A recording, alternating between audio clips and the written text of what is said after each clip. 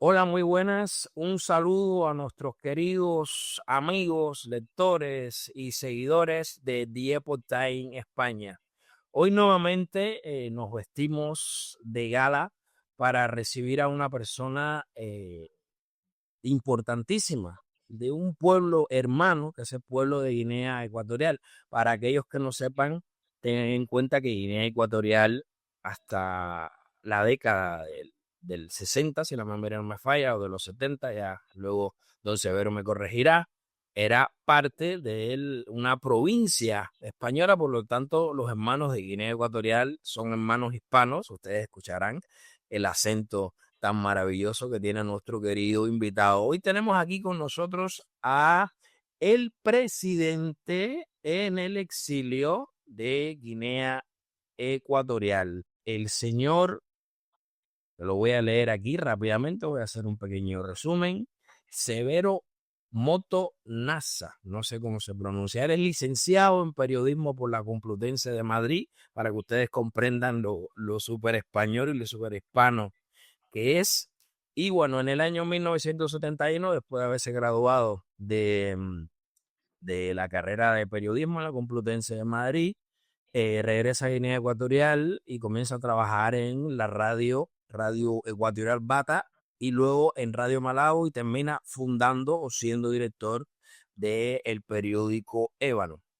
Del año 1971 al año 1976 se convierte en jefe de prensa del primer presidente ya de la República de Guinea Ecuatorial independiente de España, Francisco Macía. En el año 76, por estas cosas de la política, cae en desgracia y es enviado a la prisión de Playa Negra, siendo liberado años después cuando se produce el golpe de Teodoro Obiang. Y desde el año 79 hasta el año 82, él fue también jefe de prensa y jefe de comunicación del gobierno. Y a raíz de las diferencias que se establecieron, porque el señor Moto es un demócrata, comenzó a chocar frontalmente, ¿no?, con la política de la tiranía de Obiang, y finalmente, en la década de los 80, presenta su dimisión y termina dimitiendo y trasladándose a vivir a España a un exilio que todavía en la actualidad se produce. Y en el año 1983 crea el partido que ustedes pueden ver ahí en el vídeo, el Partido del Progreso de Guinea Ecuatorial, en 1983. En el año 1982 fue candidato presidencial de Guinea Ecuatorial, pero el gobierno de Teodoro Ben jugaba con las cartas marcadas, con lo cual, evidentemente, eh, la cuestión no pudo ganar las elecciones. En el año 97 definitivamente se exilia en España y es cuando funda el gobierno en el exilio junto a otros compatriotas. Ha sufrido varios intentos de destitución organizados desde la inteligencia guineana para ser sacado de su propio partido. En el año 2005 el PSOE, junto al gobierno de Rodríguez Zapatero, le quita su condición de exiliado político, y después de un proceso jurídico bastante amplio en el 2008, después de un infierno increíble, el Supremo anula esa sentencia del gobierno de Zapatero y recupera su condición de exiliado. Y en el año 2017 fue condenado en ausencia por el gobierno de Obiang a 59 años de prisión por un intento de golpes de Estado. Y nada, aquí estamos con nuestro querido Severo Moto Nasa. ¿Cómo estás, Severo? Un saludo. Severo Moto NSA. NASA, yo creo que es una organización. NSA. Sí, la NASA es la organización Dirigir. de eso. Bueno, pues nada, me toca francamente agradecerles esta oportunidad de dirigirme a través de este medio tan importante hispanoamericano, pues al mundo, y concretamente a nuestro querido mundo, el mundo hispanoamericano. No en vano somos los afrohispanoamericanos, lo cual es Qué una maravilla. maravilla, qué maravilla. Vamos a meternos ya en harina directamente para ya empezar a tratar los temas importantes. Severo, ¿cuál es la situación política y social ahora mismo de derechos humanos en Guinea Ecuatorial bajo el régimen de Obiang? Yo diría que la situación política y social de Guinea Ecuatorial no es que sea ahora, sino que viene siendo desde hace mucho tiempo, trágicamente, un desviarse del camino que se inició desde la descolonización, las provincias y la autonomía. Luego, al caer en la independencia, es de ascenso hacia las alturas de la cultura, de la formación y de la valoración social, pues caímos en lo que llamamos la independencia dictatorial, en la mano de Macías. Por una parte, yo diría que la parte guineana le tocó a Macías, la parte española pues le tocó todavía le tocó a Franco, pero bueno, empezamos más ya Carrero Blanco. Entonces, es la historia de cómo entró Guinea Ecuatorial en la independencia, es a la vez larga, pero terriblemente triste. Primero para los guineanos, que entramos en la independencia y nada más ver los siglos de lo que significaba esta independencia, el pueblo guineano empezamos a gritar, ¿cuándo vuelve España? Pero España desgraciadamente se había marchado bastante enfadada porque la independencia no estaba en la línea preparada por los españoles. Iba a durar un poquitín más y en eso concretamente estaba el presidente de la autonomía, don Bonifacio Ndudú, que creía que el país necesitaba madurar en la independencia, como se llamara, pero acompañado por España y de forma general por Occidente. Bueno, Macías, asesorado, yo diría duramente asesorado por incluso por un español, pues decidió cortar las conexiones con España y abrir las puertas a eso que el actual presidente Obiang dice, donde me la dan, ahí la como, la abro, no sé.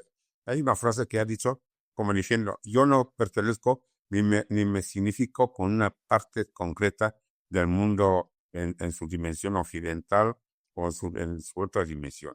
Allí Guinea perdió realmente su camino a la entrada de la independencia.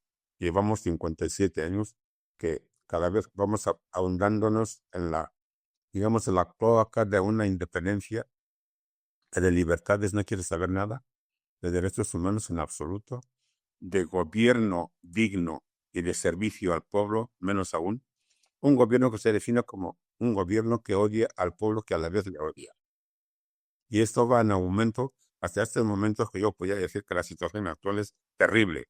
Hay un presidente con sus 93 años, quiere quiere apostar por otros, creo que son 7 años de poder, y ante esa cierta imposibilidad, pues prefiere entregárselo a su hijo, que yo creo que su hijo ha visto menos escuela que el propio Obiang, porque Obiang pasó por la Salle, y luego se paseó por tuvo es una especie de paño María en la Academia General Militar de Zaragoza, pero es que su hijo no conoce lo que es un banco de estudio, y es justamente a quien el actual presidente, que repite permanentemente, yo sé que no he estudiado mucho, pero que nadie piense que ha estudiado, con lo que es de país, con lo bien a la cabeza, que está condenado absolutamente a no ser nada.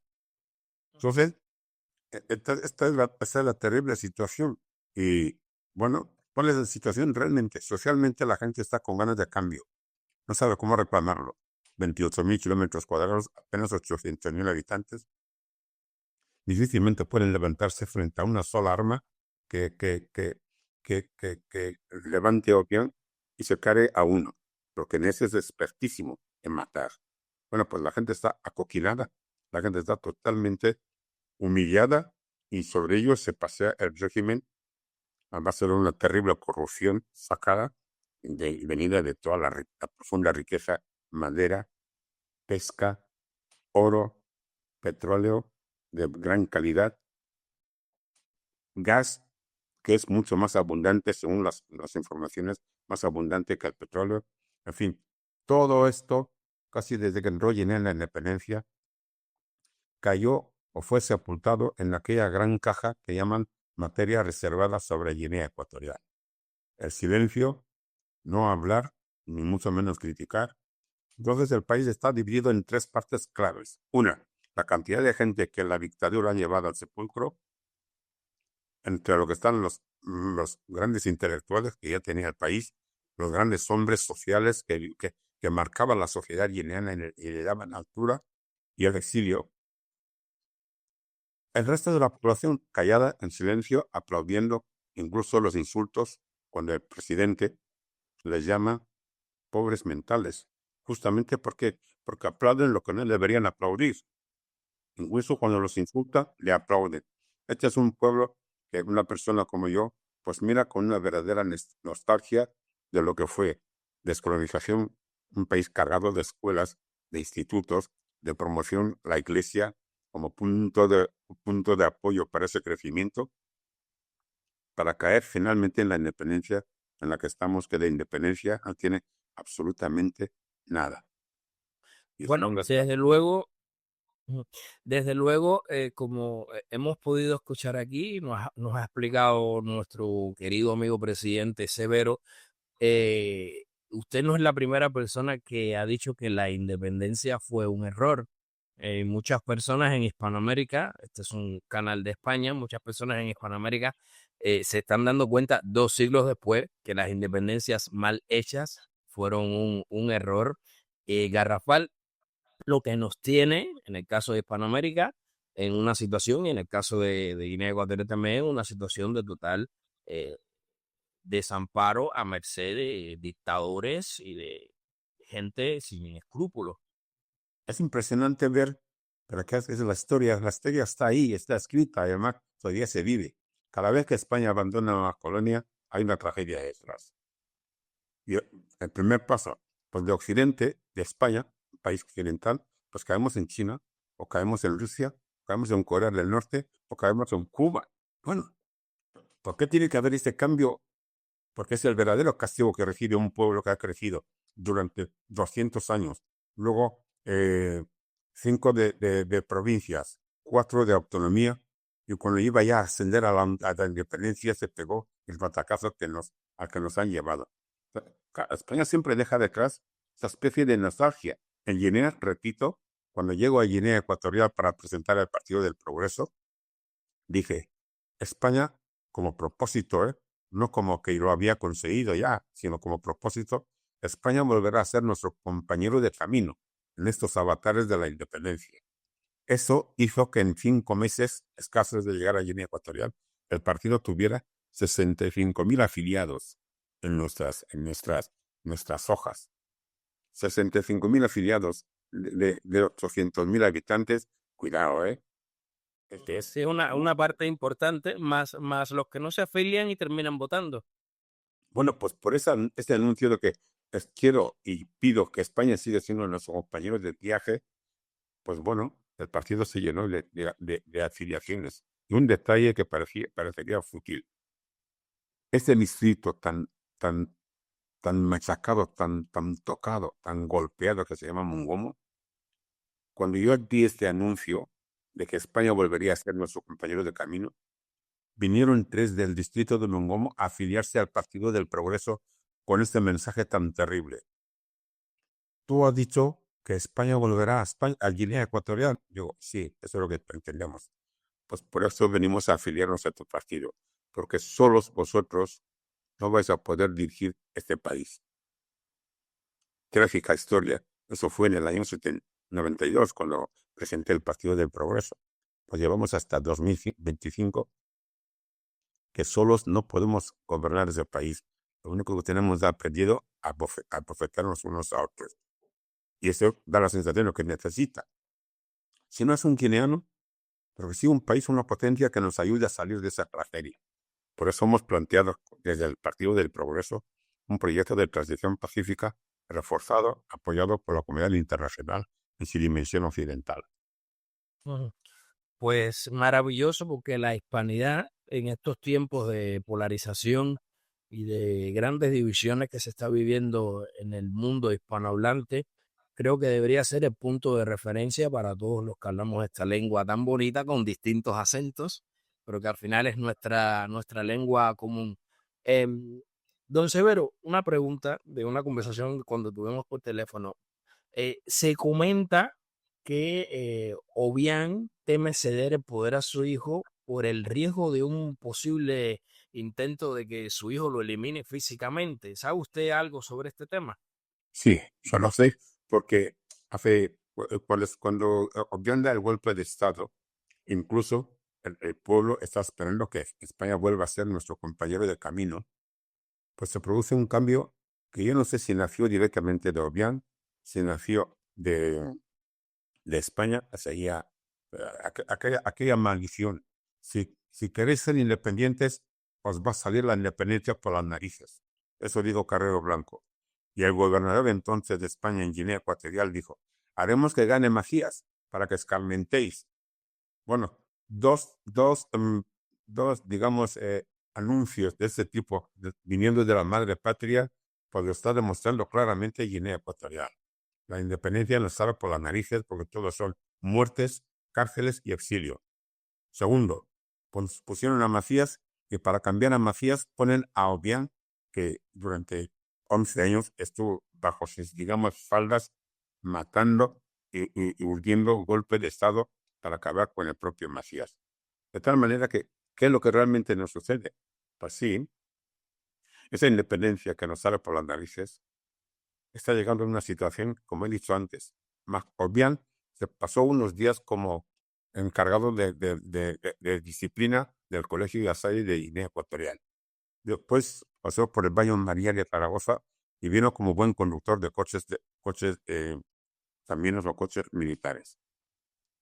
Dice claramente que no ha estudiado mucho y prohíbe que nadie exhiba su conocimiento por haber estudiado.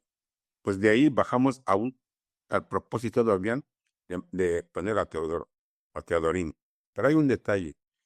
Cuando se marchan los españoles y cuando Obiang da el golpe de Estado, vienen los marroquíes a cuidar a Obiang. Vienen los marroquíes y entonces, ¿qué es lo que sucede? Bueno, los españoles cada vez más lejos. Y en un momento dado salta la noticia, además una noticia que saltó casi por los medios de comunicación, que Teodorín, de tanto pedir a su padre que le cese el gobierno, que le entregue el gobierno, como una especie de herencia, una vez sacó su pistola y creo que mató a un escolta marroquí que se interpuso entre Teodorín y Obiang, entre Teodorín y su padre Macías. De modo que, no, Obiang, no, el padre de Teodorín es Macías, de Obiang. ¿Cómo me lío con uno es Macías en Gema y el otro es Obiang en Gema, o sea que y Teodorín en Gema, o sea, mucho en Gema ahí. Entonces es fácil confundir. Teodorín, hijo de Obiang, después de exigir a su padre que le entregase el poder, pues hubo un momento, un encuentro en el palacio en el que Teodorín sacó su pistola y cuando estuvo a punto de saltar la bala, un escolta marroquí se interpuso y se llevó a la bala el marroquí.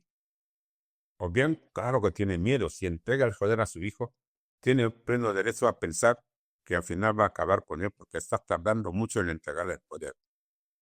Esta es una profunda realidad que existe ahí. Entonces, si esto no existiera, pero dentro del régimen hay tres divisiones de poder. Eso que un gran periodista, analista y reportero de la situación de Guinea Ecuatorial, Hugo, pues Hugo lo está demostrándolo a través de sus programas, de cómo hay tres mundos donde está Obiang, su mujer y el hijo. El hijo está jugando entre su padre y su madre. La madre es la que más quiere que el poder se entregue al hijo. Pero hay un grupo, hay una parte, yo diría más o menos callada, más o menos, porque no es tan callada, que está demostrando que tienen que marcharse, es el tribu, Obiang, Constancia y Teodorín. Bueno, yo me imagino que Teodorín, si su padre le hace presidente, se llamará Teodoro II, en vez de Teodorín, porque Teodorín significa que todavía no es nadie, es un pequeñín, no sé. Pero me imagino que llamará por lo menos Teodoro II, porque será una herencia casi de rey, ¿no? Sí, sí, parece eso, bueno, parece no, es un sistema absolutista donde el poder se hereda de padres a hijos y bueno, lamentablemente es la situación que estamos viviendo en otro país para aquellos de Hispanoamérica que estén viendo el tema aquí, la situación aquí, para nuestros amigos de España también. Recordemos que esto es The Epoch Time en España. Eh, La balcanización del mundo hispano es un error. Lo estamos viendo aquí, nos lo está contando el presidente en el exilio de Guinea Ecuatorial y a lo largo de la historia lo hemos venido contando. Presidente, otra pregunta. En su día, el gobierno de José Luis Rodríguez Zapatero, que le retiró la condición de asilado político en España, han surgido recientemente informaciones sobre presuntos vínculos de ex miembros del PSOE, porque ahora son ex miembros, pero en su momento fueron personas muy potentes en este gobierno, en el gobierno de, de Pedro Sánchez, que al parecer mantienen unos vínculos bastante profundos y bastante entrelazados con el gobierno de Guinea Ecuatorial. ¿Les sorprende estas noticias, teniendo en cuenta su experiencia, ¿no?, con el gobierno de Zapatero? A mí, desde luego, yo creo que tengo bastante, no sé, de hispanos tengo bastante, pero sobre todo de presencia y de conocimiento de lo que es España con Guinea Ecuatorial y con las colonias, tengo bastante conocimiento. Y yo creo que España ha vivido y sigue viviendo en los momentos dos dimensiones claras, la izquierda y la derecha. Bueno, es lo mismo que hablo de los partidos. Cuando se habla de partido, son trozos, no es nada entero, son trozos. En los poblados, en los pueblos africanos, siempre hay un jefe que se elige dentro del pueblo, dentro de las personas que parecen que pueden ayudar a ese pueblo a ser lo que queremos ser y a cuidar de que no haya grandes problemas. Una persona. Esa persona solamente tiene una ideología, la de servir a su pueblo. Pero cuando entran los partidos, pues ya vemos lo que sucede. Izquierda, derecha, centro, centro, izquierda, aunque, bueno, es un auténtico barrio que creo que un pueblo, ningún pueblo lo asimila fácilmente.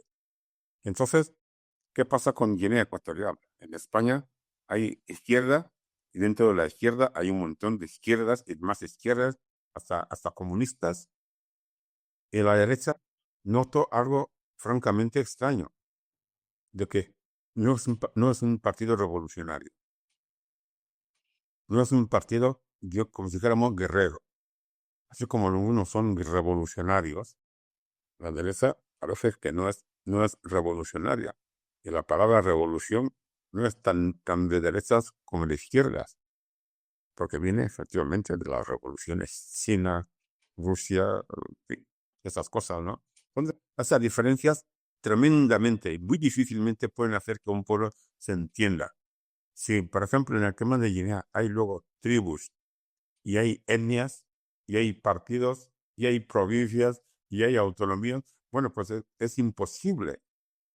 ¿Quién puede hacer que Guinea Ecuatorial vuelva a vivir la tranquilidad de los años de Franco?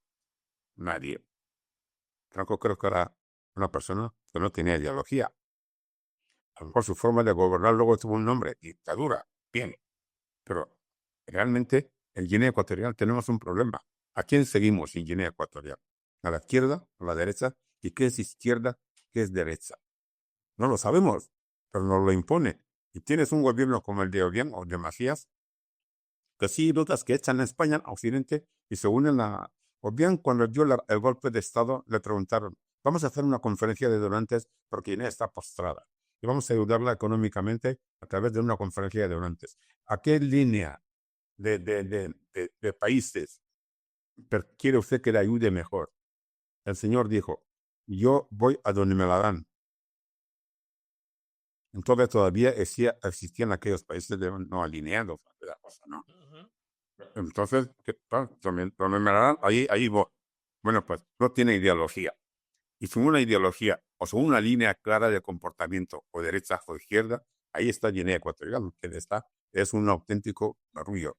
Es un, tiene un nombre en español que prefiero no pronunciar. Pero bueno, ¿qué es lo que sucede? La izquierda está más cercana a Obiang, aunque Obiang incluso por haber estudiado, haber sido en la Academia de Zaragoza, a lo mejor tiene más, debería ser más de derechas, si hay que distinguir por su forma de hacer. Pero está más en la izquierda, tirando a comunista, que ni siquiera tirando a socialista o a socialdemócrata, como se ha intentado. En fin, De es muy ahí, largo. De ahí la defensa que tiene el gobierno de Obiang, por de alguna forma llamarla de forma, digamos, protocolar, ese amor que le tiene a la dictadura cubana, que la defiende a capa y espada. Pero la pregunta es, y usted ha entrado en este debate que es muy interesante para un análisis filosófico, ¿qué le parece o si le sorprende estos vínculos que tiene el PSOE ahora mismo con, por lo que se está conociendo con Obiang? ¿Qué le parece esto?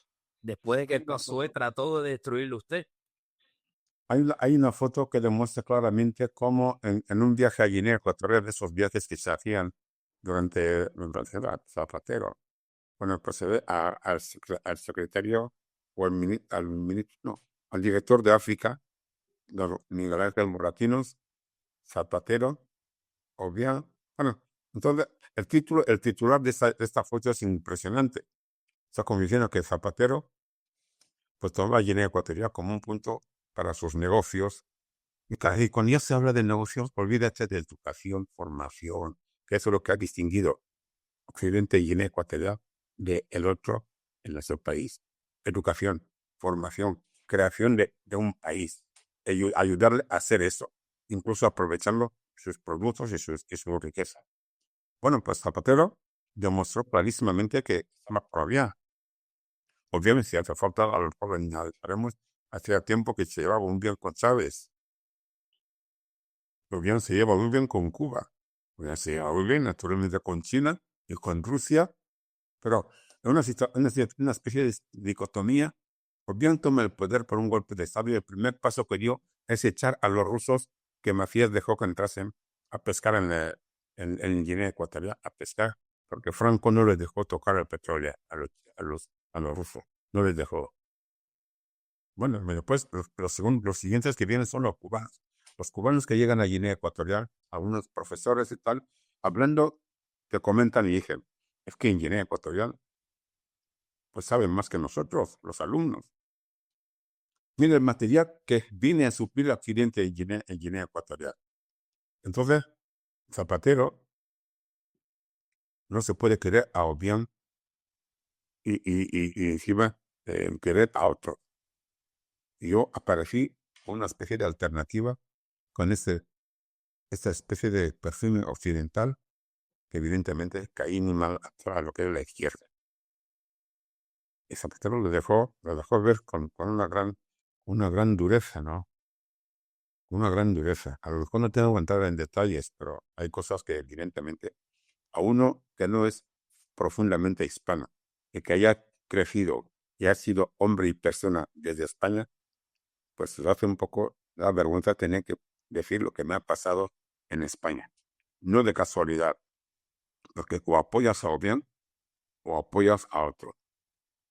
Y Obiang me repetía, antes de que yo dimitiera, esta España que tanto quieres te va a abandonar como abandonó al presidente de la autonomía, Bonifacio Anduel. Que si España le abandonó a Bonifacio Anduel, cuando todo el país esperaba que España iba a potenciar a Bonifacio para que asumiera la independencia, pues lo dejé abandonada. Yo no sé cómo definir mi situación en España, pero yo a España ni quiero hablar mal, ni quiero demostrar sentimiento ni de odio ni de rencor. Sigo poniendo ante ellos ese interrogante. ¿Cuándo nos encontramos de nuevo, España?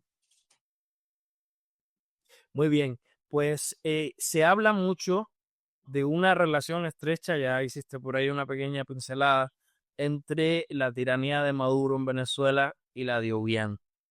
Incluso se comenta de que en caso de que cayese Maduro, será Obiang quien termine acogiendo a, perdón, será Obiang quien termine acogiendo a Maduro y le dé refugio en Guinea Ecuatorial.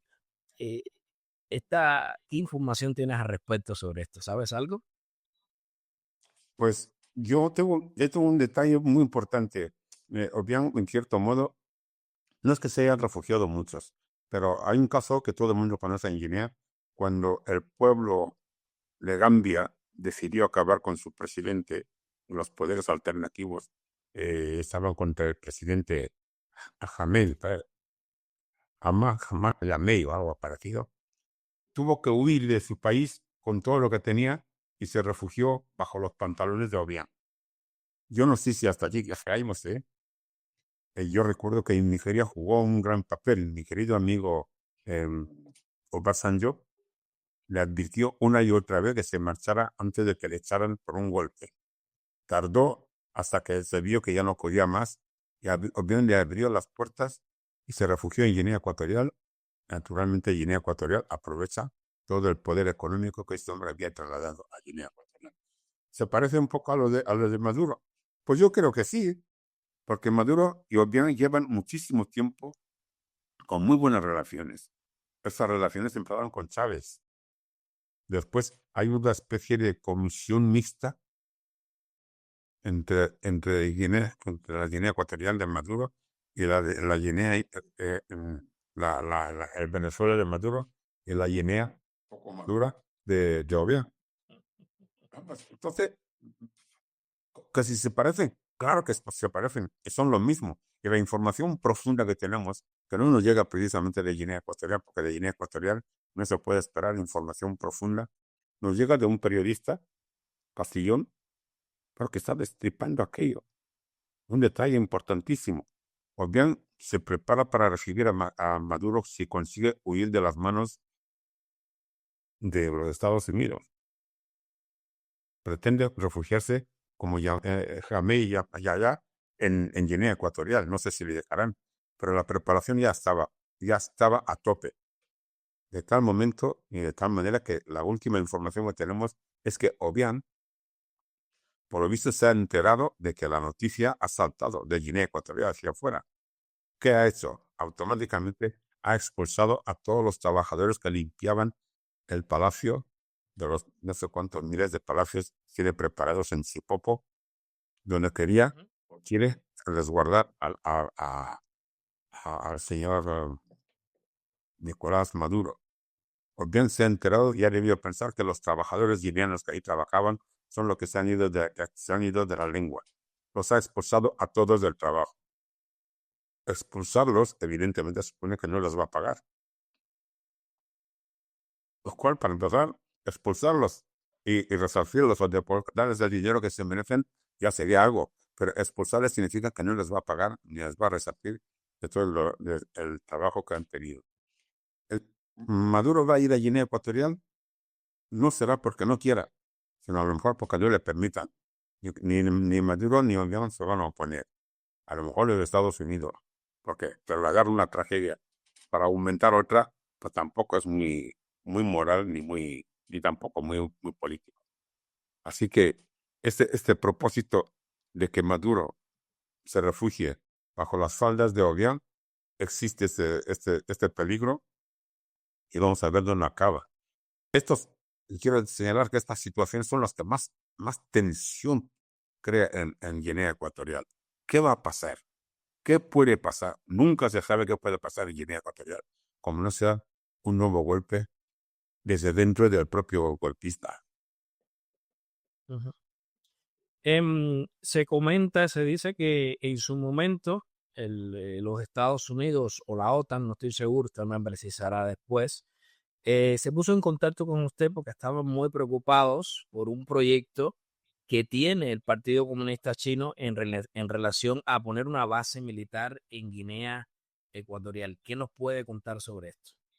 Bueno, Guinea Ecuatorial es una historia bastante larga. Yo recuerdo a Juan Velarde Fuertes, un economista, un contador profundo de Guinea Ecuatorial. Eso no fue muy amigo del Partido del Progreso, muy amigo mío, en español, que me dijo, Guinea Ecuatorial es importante en el punto donde está, primero, porque es español, porque habla el español de la lengua suya, que es el español. Primero. Segundo, su situación geoestratégica. Hay un tema que es clave. El pico de Santa Isabel es una especie de manzana puesta en la cúspide, vamos, la cabeza del pico de Santa Isabel, que se llamaba, ahora se llama pico del Malajo, donde todo el mundo quiere afectar. Creo que Sudáfrica lo ha intentado alguna vez, Nigeria no le dejó. Bueno, y todo el entorno de lo que es Guinea Ecuatorial, en ese rinconcito, mar abundante, el que decía Velarde, el mar de Guinea Ecuatorial es la experiencia de pesca para el mundo. Los rusos lo demostraron. España lo demuestra, Francia lo demuestra, pero todos, sobre todo bajo la cobertura de la materia reservada, que no se sepa qué es lo que hay en Guinea Ecuatorial. Y lo que es Guinea Ecuatorial, todavía siguen viviendo de la historia de no meterse en los asuntos internos de otros países. Yo creo que la Unión Europea en algún momento le quitó hierro a esta historia de no entrar en los asuntos internos. Pero claro, Guinea Ecuatorial no entra en los asuntos internos, cómo está matando, cómo desprecia los derechos humanos, cómo desprecia al guineano, posiblemente porque él es gabonés, cómo mata, cómo exilia y cómo tiene reducido al pueblo guineano. Esto es donde no hay que meterse. Pero en sacarle el oro, el petróleo, el gas, la madera, la pesca, y en dar todo lo que Guinea Ecuatorial tiene en su ocultada vientre de riqueza, bueno, pues eso no es entrar en los asuntos internos de otro país, ¿no? Bueno, también tampoco es en los asuntos internos de otro país cuando, o bien, de todo su mundo, guardan el dinero que América les entrega por la explotación del petróleo, luego ellos se lo entregan a América para que lo guarden o en América o en España, o en la India, en China, todo menos en Guinea Ecuatorial. Por lo tanto, que China ponga una base militar justo frente a los Estados Unidos, porque el Atlántico Sur, si mira Guinea Ecuatorial en el mapa, África está no solo inclinada hacia este occidente del estado de Estados Unidos, sino Guinea Ecuatorial, a veces piensa uno que es más fácil por barco llegar a los Estados Unidos por barco que venir a España, porque venir a España le hace una vuelta ahí que no te puedes imaginar, pero y saltar hacia y poner ahí justamente una base militar, me dice usted que me consultaron. Yo tuve información de que esto iba a ser así y me preguntaron. Yo di mi respuesta. Mi respuesta no puede ser otra que solucionar el mundo no es a base de crear primero problemas. Se puede solucionar el mundo de otra manera, pero primero crear problemas. Situar frente a los Estados Unidos una base militar china, este país, pues evidentemente está condenado. Guinea estaría condenada. Porque esto no sucedió mientras estábamos en las manos de España. Y si hubiéramos tenido una independencia tranquila y seria, Estados Unidos sería como lo ha sido, como lo es con Israel. Buenas relaciones. O como lo ha sido con, no sé, con España.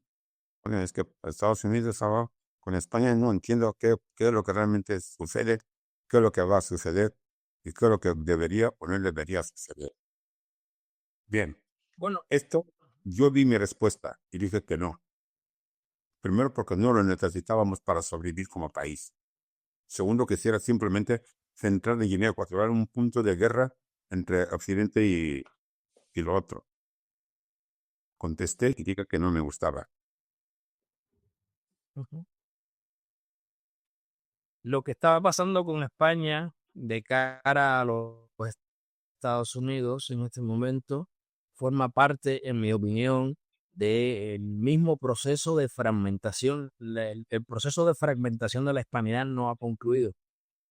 Todavía parece que hay un resentimiento, ¿no? Por haber sido España fundamental en la creación de los Estados Unidos y parece que el proyecto continúa, por eso algunos tienen la pretensión de que nos enfrentemos, ¿no? A nuestros aliados, que hay que decir, porque esa es la historia, que Estados Unidos, a pesar de que España fue fundamental en la liberación, ¿no? De las colonias, Estados Unidos después traicionó a España, pero bueno, eso son cosas de la historia, ¿no? Que ocurren, pero evidentemente tenemos que mantener una posición super occidental. Así que me resulta esto muy extraño realmente que el Partido Comunista Chino pretenda montar una base allí.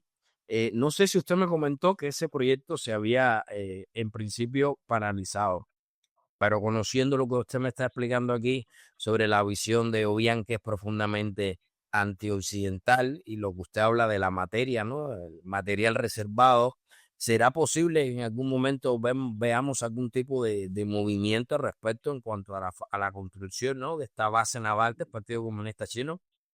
Yo, bueno, y lo digo con una especie no sé si de risa, pero yo he conocido cuál es la actitud y cuál es la situación y cómo es la actuación de China, concretamente en África y muy de cerca Guinea Ecuatorial. No sé si aprovechando aquello de materia reservada, que no se hable, que todo esté en silencio. Yo he visto a China, en cuanto Teodoro Obiang da el golpe de Estado y mata a su tío Macías. Una de las grandes preocupaciones de Teodoro Obiang, el actual presidente, es la cantidad de dinamita que pedían los chinos para hacer una talla de agua sobre el río, me parece el río Tonde, para montar ahí una central hidroeléctrica para Bata, por lo menos para la ciudad de Bata. Y Teodoro estaba extrañado de que años y años pidiendo a los chinos más dinamita y más dinamita. Cuando le da el poder, viaja a Bata para conocer el sitio in situ, lo que era esa realidad de aguas. ¿Cuál es la realidad? El encargado de vigilar el trabajo el guineano, le cuenta a Obiang que esto que ve usted, esa pared que cruza el río, la parte más fina del río, con un agujero en medio, es la central que han construido. Y Obiang dice, ¿tanta dinamita que vienen pidiendo solo para esto? Y el guineano le contesta, en fan, con la mirada atenta del chino. Yo fui testigo, porque ya me iba como reportero, como periodista. El chino todavía apagó más sus ojos, muy enfadado, pero callado. Entonces, el otro le dice, es que aquí, en ese sitio que le he enseñado, trabajamos los guineanos, con parte de los chinos, que son los que enseñan la técnica, pero 2 kilómetros más allá, río arriba, trabajan solamente de noche y solamente los chinos. Y lo que vemos es los cajones, los sacos, las cajas, las maletas que traen desde ahí para meterlos en el barco y llevárselos. Oro. Luego, con el tiempo, los chinos han dejado una historia de que donde te dicen, vamos a hacer una carretera de Niefan a Vinayong. Y su parte. ¿Por qué no mejoramos esa que dejaron los colonos, los españoles? No, no, la carretera va a dar, para que no haya demasiada continuidad, va a dar una curva para que no moleste y en esa curva han descubierto minas. Y en esa curva te lo acaban solamente ellos. Hay una frase, y que me perdonen los chinos, hay una frase que dice, te han engañado como un chino. Si significa te han engañado como a un chino o como un chino lo hace con los demás. En Guinea Ecuatorial lo han demostrado. El oro, todo lo que es minas, todo lo que es finura, ahí trabajan los chinos con mucha cautela y mucho silencio. Hay algo que me parece impresionante. Angola hace unos días les dio 24 horas para que todos los chinos abandonasen Angola. Bueno, son chinos que te dicen que no vale la pena ese cambio entre Occidente y lo otro. A lo mejor hay otros, algún país que le lleve muy bien, pero lo que no puede ser es que juguemos a eso, a que nos engañen, sabiendo que nos engañan y simplemente sabiendo que como pegas un grito, te pueden llevar a Croacia. Y, y hasta ahí. Sí, conozco la historia de Croacia, la conozco muy bien.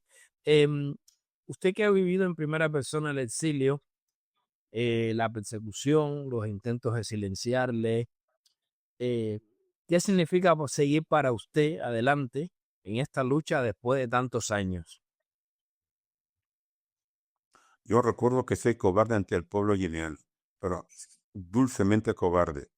Cuando yo llego a Guinea Ecuatorial, fundo el Partido del Progreso en España y 8 años después de conectar, digamos, primero con la Internacional Demócrata Cristiana, después de conectar en España con el partido PDP de Don Óscar Alfaga Villamil, después de conectar con el Partido Popular, después de tener buenas relaciones con el PNV, País Vasco, después de conectar con el Convergencia y Unión de Cataluña, partidos, pues, naturalmente, de derechas, aún dentro de la democracia cristiana. Yo llegué a Guinea Ecuatorial cargado internamente de ilusión, porque pensaba ofrecer a mi pueblo todo lo que yo era como maestro de primera enseñanza. Seminarista que fui 7 años, maestro de primera enseñanza y periodista. Todo eso era para mí valores que había que trasladar a mi pueblo, entre otras cosas, porque fueron los que vencieron para tener becas y para venir a España y a estudiar. Quería entregárselo a mi pueblo. Cuando llego a mi pueblo, efectivamente, esa era mi misión. Pues me encuentro con que, bueno, pues todo esto está prohibido en Guinea Ecuatorial, tanto con Macías como todavía más con este hombre. Pero los 4 meses que estuve desde 1992 hasta 1996, el cariño, y casi lo digo con emoción, con que me recibía el pueblo guineano, ese, ese es el que hace que yo continúe y que aguante lo que sigo aguantando, tanto del régimen de allá como de los que para mí tendrían que ser, ofrecer una acogida de edad mucho más serena. Pero ese pueblo que me cogió y me metió en su corazón, yo hice lo mismo. Ganar, tener en escasos 5 meses de llegar 65.000 afiliados. En el año 1995, que el Partido del Progreso, dentro de la POC, ganase las elecciones al PDG de Obiang, pues, ¿cómo no te va a alegar las ganas de volver a Guinea Ecuatorial y servir a tu pueblo? Yo sé que lo saben los que me odian. No, los que me odian en el pueblo pues, van a ver lo mismo. Pero los poderes y las potencias que sé que me odian y me pueden llevar otra vez a Croacia, pues yo sé que no les gusta. Y yo lo que quiero anunciar sí aquí, este cariño a mi pueblo, es el que me hace, y casi lo digo con emoción, aquello que dijo la hermosa esposa del joven asesinado recientemente en América. Lo que dijo el Señor, perdónalos porque no saben lo que hacen. Pues yo también le digo, Señor, perdona a este pueblo, a este gobierno y a estos que tanto me odian, y que el Supremo, cuando me quitan el asilo, el Supremo español me devuelve el asilo. El Supremo español me devuelve el asilo y le explica por qué no tienen razón de acusarme de golpe de Estado, y lo explica perfectamente en la sentencia por la que me devolvieron el asilo. Yo soy eso. Otros quieren ver otra cosa en mí, sobre todo porque no soy de izquierdas. En su opinión, ¿qué papel debería jugar el bando occidental, el bando procristiano, el que defiende los valores judeocristianos, que son los cimientos de Occidente? Ese bando de este mundo, que es el bando de la libertad, el bando del progreso, el bando de los derechos humanos, ¿qué papel debería jugar en el futuro de Guinea Ecuatorial? La comunidad internacional perdió una gran oportunidad y desde luego, claro que lo perdió el pueblo guineano, cuando sabiendo que eso que llevaba el pueblo guineano, lo que había elevado a Guinea Ecuatorial a ese nivel hasta la autonomía, por encima, ¿cómo nos llamaban nos llamaban a los de Guinea, los gaboneses? Nos llamaban paña. Eso no era un desprecio, eso era una valoración. Yo no diría tampoco envidia, pero era un nivel de valoración muy alto. El entorno francófono nos llamaba paña, primero porque hablábamos español, segundo porque la colonización es española y porque estamos de Occidente, por naturaleza. Entonces, ¿qué es lo que sucede?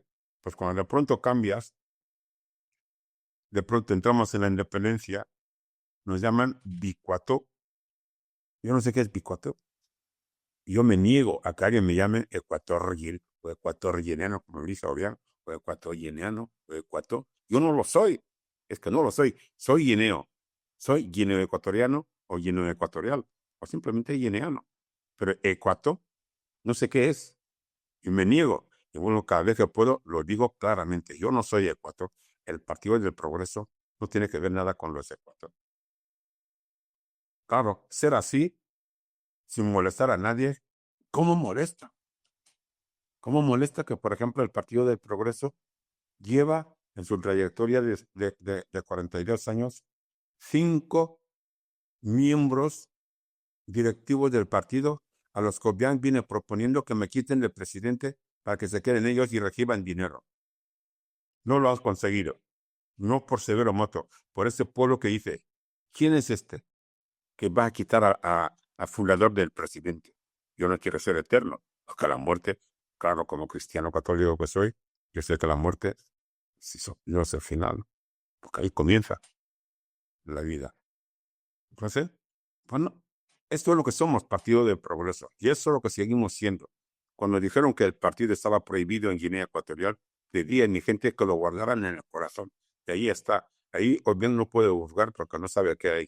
Pero como se abren las puertas en Guinea Ecuatorial, el Partido del Progreso volverá a ser eso que fue. Y aquellos que se perdieron en las filas de otros partidos, por ejemplo en el PDG, volverán libremente al Partido del Progreso. Y los que traicionaron al presidente entregándose a Obiang para recibir dinero, yo no me niego ni sé si han recibido dinero, pero no lo han conseguido. Aquí sigue el fundador y presidente del Partido del Progreso, presidente en el exilio de Guinea Ecuatorial. ¿Y la función de Occidente en Guinea Ecuatorial?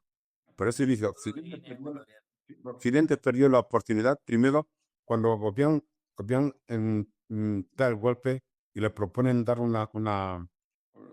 crear una conferencia de donantes para ayudar a Guinea Ecuatorial económicamente. Obiang fue el primero que dijo al mundo, yo no soy de nadie. Entre eso, todo el mundo va a sacar lo que puede.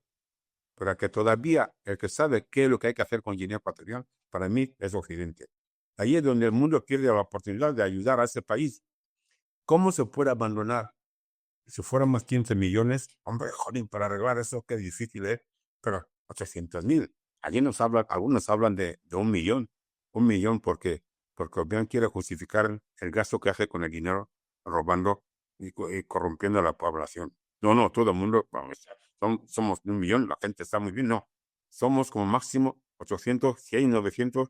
¿Cómo va a haber más habitantes ahora que sufrimos la independencia que antes de la independencia? La noticia real es cuando España entrega la independencia éramos 600,000. Y después de tantas muertes, de tantos valores que han muerto, hemos crecido ¿cómo? Por brujos, por la imaginación. Yo no sé si llegamos a más. No hay estadísticas nunca. Estadísticas claras no las hay. No hay nada claro porque todo está bajo la sombra de la materia reservada. ¿Quién puede quitar de medio la materia reservada? Fíjese, hay dos periodistas, uno que es abogado, un abogado y un periodista, que están hablando últimamente sobre desentrañando lo que es la tragedia de Guinea Ecuatorial. Uno de ellos es el señor Castillón, parece que se llama, que está sacando unos reportajes increíbles, concretamente con ese tema de Maduro para Guinea Ecuatorial. Es la primera vez que un periodista se adentra de esta manera. No sé qué medios tiene para poder saber cómo se está preparando el tema de Maduro en Guinea Ecuatorial, si va a llegar o no va a llegar. Hay uno que es abogado, que está defendiendo la causa de los guineanos, algo impresionante. Bueno, pues yo creo que el futuro sigue estando en ese mundo que es capaz de abandonar al país que es el más pequeño del mundo. ¿Por qué? Porque está cargado de riqueza y Obiang sabe lo que es pagar. El mundo no ha perdido todavía con Guinea Ecuatorial. El pueblo se ha perdido demasiado con el mundo que le tiene abandonado. Empezando por España. España tiene que volver a encontrarse con Guinea Ecuatorial, como este pueblo quiere encontrarse con España. Y con España, el mundo. Pero no podemos empezar por Cuba. ¿Cuba qué va a dar a Guinea Ecuatorial? Tampoco vamos a empezar con China, porque China lo que hace es llevarse lo que mejor puede sin que nadie le moleste, lo mismo que cualquier otro. Pero yo estoy seguro que América, ese talento que está demostrando la nueva América en manos de Trump, sí puede decir, bueno, pues vamos a demostrar que somos fuertes y vamos a hacer de aquí eso que dijo el rey de España, don Carlos, cuando visitó Guinea Ecuatorial. Vamos a hacer de Guinea Ecuatorial una pequeña España, no en las costumbres, sino por lo menos en lo que es un país. Pues no lo hemos conseguido después del golpe. Pues yo estoy seguro que un valor occidental y de peso como Donald Trump sí podría decir, vamos a demostrar que somos capaces de hacer un país. Yo creo que hay un país ahí metido en el abrazo de los Estados Unidos, un país hispano, que me parece que quiere volver a España. Eso es muy bonito, es muy bonito. Pero hay sitios donde, bueno, yo prefiero, pues, a veces América, aunque solo sea que el petróleo que América entrega a Guinea este petróleo, América le obligue a que gobierne Guinea Ecuatorial. A mí, desde luego, si yo gobernase Guinea Ecuatorial, ¿cómo no iba a atender las indicaciones que marca Occidente?